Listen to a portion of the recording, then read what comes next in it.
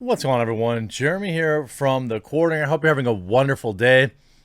If you're not, hopefully this ridiculous, absurd, and hilarious article will improve that.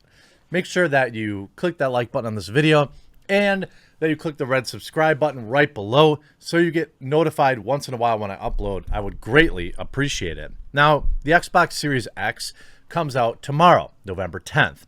I have an appointment to get mine at 7 a.m. from the local Best Buy. I'm also giving one away. Information on that will be in the pinned comment below. I think today's the last day you can enter, so make sure you do so. Get a chance to win one for free. But this article might take the cake for the most absurd instant regret example that I've run into in video games in years. Now, the average starting salary for a Kotaku Games journalist is $50,000 US. They get to work from home, they get free video games, they get free video game consoles, and for many of us, work what is probably considered a dream job, or at least once was. So, how do they deal with this? Well, you saw earlier, the same news outlet blamed a white president for why you shouldn't be excited about the PlayStation 5. Now we have Ash Parrish writing an article that the Xbox Series X has too many holes. This is serious. This isn't a joke article. It, in fact, actually has a trigger warning. As reviews for the Xbox Series X arrive, I'm here to talk about one aspect of the console that could impact your desire to buy one. As it is mine, I am a trypophobe. I cannot own an Xbox Series X because of all of the holes. Yet, you put a picture of it on here. So, is this even real? You wrote the article and you put all the holes on it. What about the eyeballs? Do those trigger you? Trypophobia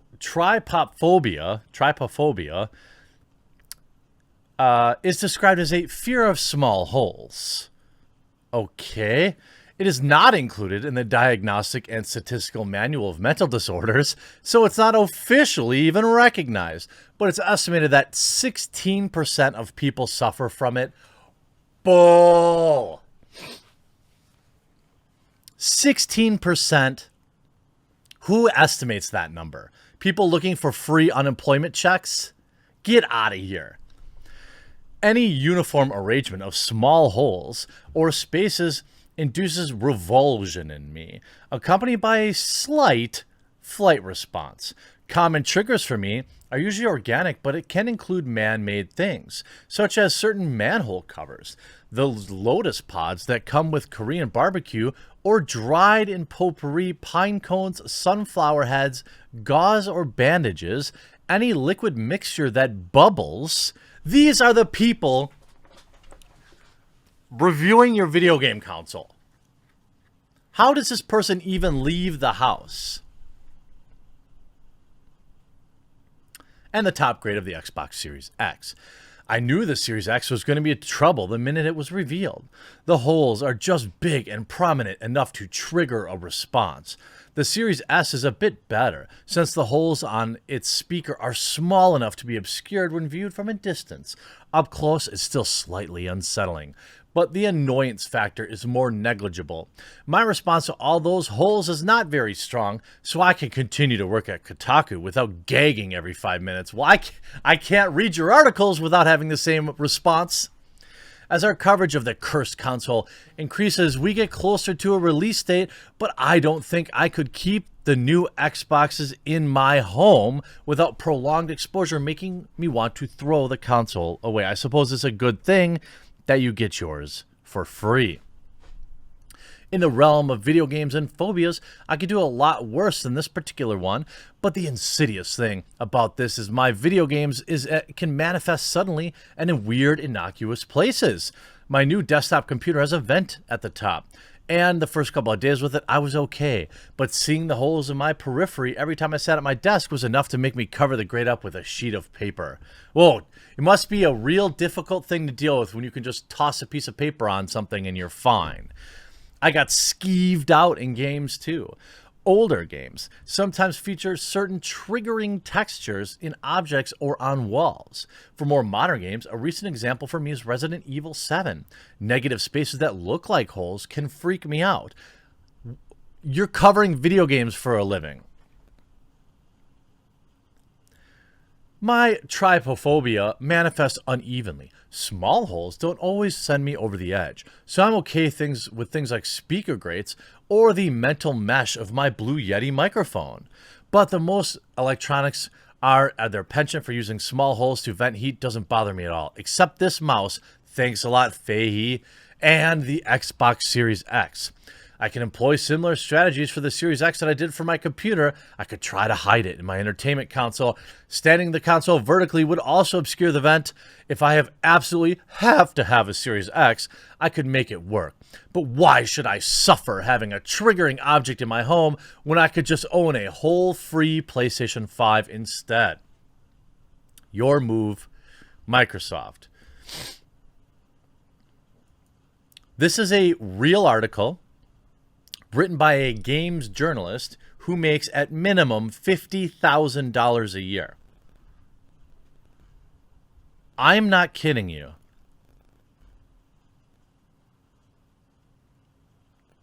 I'm not trying to question your feelings because they are what they are, but I'm a bit surprised. I understand the concern for natural structures because of the danger association, but despite having a high degree of symmetry and order, structures created by living organisms always usually have a degree of imperfection too that make them seem organic. Hey, the meat computers that run us are weird and irrational. I can't explain it at all. Look, I don't want to, how do I say? If you have a legitimate, like, phobias are real, okay? I'm not a doctor. I can't say that this woman is or is not afraid of holes. But is this really a reason to not buy? Is this really article worthy? And then the backlash was, of course, swift and hilarious. Fortunately, I archived it because Ashley Parrish has now protected her tweets in an instant regret moment. And why? Well, maybe this is like one of those things where the meme where they're like throwing garbage over the wall and then they're like, misogynies when it comes back. Listen to this. Gamers are absolutely miserable, and sometimes I feel like I'm wasting my talents writing for people who absolutely do not care about what I have to say to the point of actively hating me. Look, I don't actively hate you.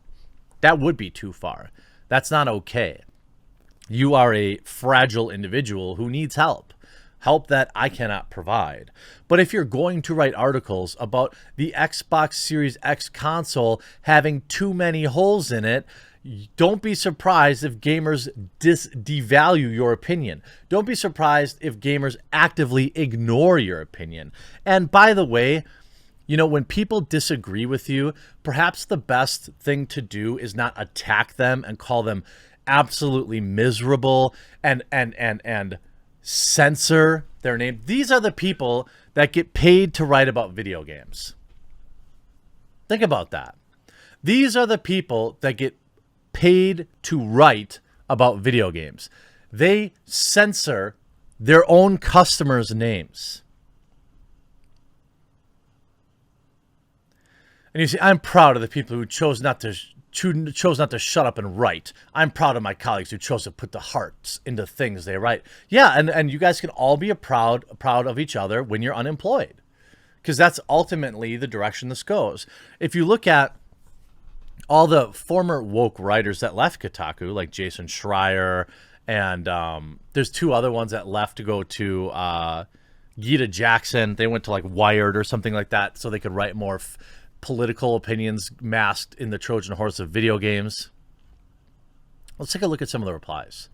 Some of these replies are it's interesting. I archived this late yesterday, so I don't really know. Sorry you going through this. I work in research and experience. Seeing how magnified negative voices could be really jarring.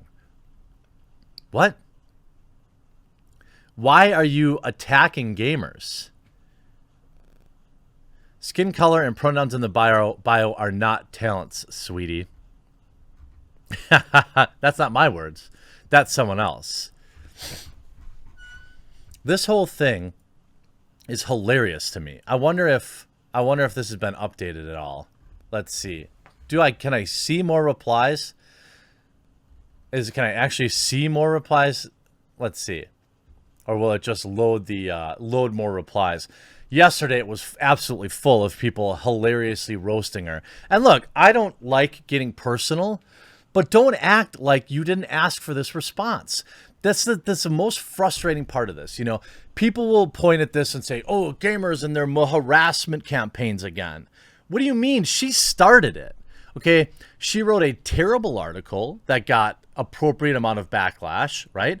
But instead of listening to that feedback and maybe writing about something technical about the Xbox Series X, she then blamed gamers, called them absolutely miserable, and treated the word like a word that had to be censored. These are the people that are writing about your video games. These are the people gatekeeping the community. They hate you. They hate gamers. They hate their jobs. They hate their lives. They hate everything about video games. But somehow they get paid significant salaries to write about them.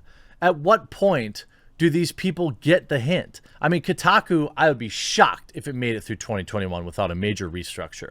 We're seeing websites fall all over the place.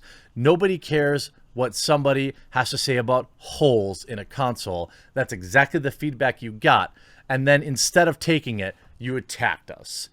Well, enjoy the backlash. Get woke. Go broke. I hope you enjoyed this video. We'll talk to you again real soon.